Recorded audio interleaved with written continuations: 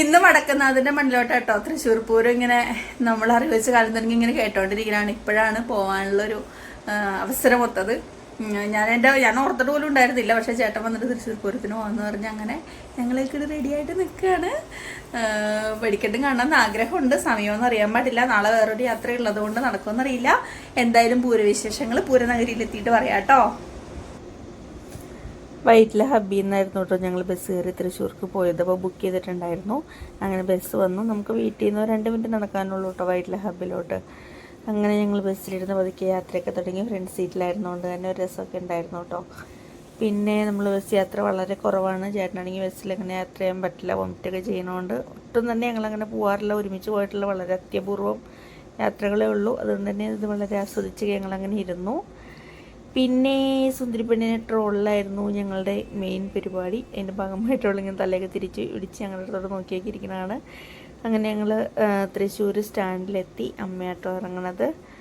അങ്ങനെ ആനക്കുട്ടന്മാരൊക്കെ നല്ല തലയെടുപ്പോടുകൂടി ഓരോ സ്ഥലത്ത് ഇങ്ങനെ നെറ്റിപ്പൊട്ടമൊക്കെ കെട്ടാൻ വേണ്ടിയിട്ട് ഇങ്ങനെ തയ്യാറെടുത്ത് ഭക്ഷണമൊക്കെ കഴിച്ചിങ്ങനെ നിൽക്കുന്നുണ്ട്. അപ്പോൾ ഈ തൃശ്ശൂർ പൂരം കണ്ടിട്ടില്ലാത്ത ഒരു കൗതുകം മനസ്സിൽ നിറച്ചാണ് ഞാൻ പൂരനഗരിയിലോട്ട് കാലെടുത്ത് കുത്തിയത്. ആൽമരവും ഒക്കെ ഇങ്ങനെ നല്ല ഭംഗിയായിട്ട് ഇങ്ങനെ നിൽക്കുന്നുണ്ട്. പിന്നെ എൻ്റെ ചുറ്റുമുള്ള തിരക്കാണ് കേട്ടോ ഈ കാണിക്കുന്നത്. അപ്പോൾ നമ്മൾ ഈ നടന്നങ്ങോട്ട് കയറി കഴിഞ്ഞാൽ പിന്നെ റിട്ടേൺ പോകാന്നുള്ളത് ഭയങ്കര ബുദ്ധിമുട്ടുള്ളൊരു കാര്യമാണ്. ഏകദേശം നടുക്ക് ഭാഗത്തോട്ട് ഞങ്ങളിങ്ങനെ എത്തിച്ചേർന്നു. ഭയങ്കര തിരക്കെന്ന് വെച്ചാൽ മൺതരി താഴെ വീഴില്ല, അത്ര തിരക്കായിരുന്നു. അപ്പോൾ ഈ ടി വിയിലൊക്കെയല്ലേ ഞാൻ ഈ പൂരമൊക്കെ കണ്ടിട്ടുള്ളൂ. എന്നല്ല പൂരത്തിൻ്റെ പരിപാടികൾ എങ്ങനെയാണെന്നൊന്നും ഉള്ളത് എനിക്ക് അത്ര വ്യക്തമായിട്ടൊന്നും അറിയാൻ പാടില്ലായിരുന്നു. ഈ കുടമാറ്റം എന്താണെന്ന് പോലും എനിക്കറിയില്ലായിരുന്നു. അവിടെ ഇരുന്ന് ഓരോ കുടയുടെ കളറിങ്ങനെ മാറുമ്പോൾ എല്ലാവരും കൂടി ഇങ്ങനെ ഭയങ്കരമായിട്ട് സൗണ്ട് ഉണ്ടാക്കും. സന്തോഷത്തിൻ്റെ സൗണ്ടുകൾ ഉണ്ടാക്കുമ്പോഴാണ് ഉണ്ടാക്കി കേട്ട് പലവട്ടം ആയപ്പോഴാണ് ഞാനത് ശ്രദ്ധിച്ചത്. കുടയുടെ കളറ് മാറുന്നതും ഓപ്പോസിറ്റുള്ള ഗജവീരന്മാരുടെ കുടകളുടെ കളറ് മാറുന്നതും ഒക്കെ. പിന്നെ പൊന്നു സുന്ദരി കൊച്ച് തലകറങ്ങി വീണായിരുന്നു കേട്ടോ. അപ്പോൾ ഞങ്ങളിങ്ങനെ അവിടെ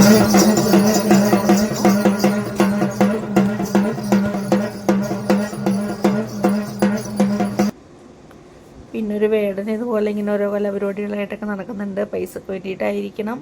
എന്തായാലും ഇയാൾക്ക് വേദന എടുക്കൂലേ എന്ന് തോന്നിപ്പോയി. ചാട്ടവാറ കൊണ്ടൊക്കെ ഭയങ്കര അടിയൊക്കെ അടിക്കുന്നുണ്ട് കേട്ടോ പുറത്തൊക്കെ. ജീവിക്കാനുള്ള ഓരോരോ തന്ത്രപ്പാടുകൾ. പിന്നെ രാത്രി ഇത്തിരി കൂടി ഇരുട്ടായി കഴിഞ്ഞപ്പോൾ ചേട്ടനോട് ഇങ്ങോട്ട് പോകുന്നുണ്ടായിരുന്നില്ല. തല ഇറങ്ങിയോണ്ട് ഞങ്ങൾ മാത്രമായിരുന്നു വന്നിരുന്നത്. രാത്രി ആയപ്പോൾ ഞാൻ ഒന്നും കൂടി ഇച്ചിരിയും കൂടി അങ്ങോട്ട് നീങ്ങി നിന്ന് പോയിരുന്നു. ഒന്നും കൂടി കണ്ടു.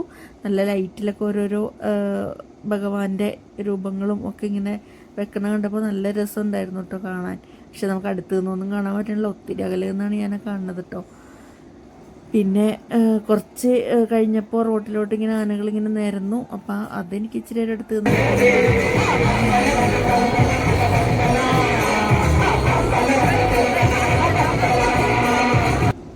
പാട്ട് എവിടെ കേട്ടാലും തുള്ളണം എന്ന് നിർബന്ധമുള്ള നമ്മുടെ ടീം കൂടെ ഉണ്ടായിരുന്നതുകൊണ്ട് അവളുടെ ഡാൻസാണ് ഇപ്പോൾ കണ്ടത്. പിന്നെ ഇതുപോലെ എവിടെ നോക്കിയാലും ഇങ്ങനെ ഓരോ കൗതുകകരമായ കാഴ്ചകളൊക്കെ ഉണ്ടായിരുന്നു. ടാബ്ലോസും പിന്നെ ഈ ആനയുടെ അടുത്ത് നിൽക്കുന്നതും വാലി തുറന്നതും വീശിനെ കണ്ടു കഴിഞ്ഞാൽ നിങ്ങൾക്ക് ഏകദേശം മനസ്സിലാവും അത് എന്താനയാണെന്ന്.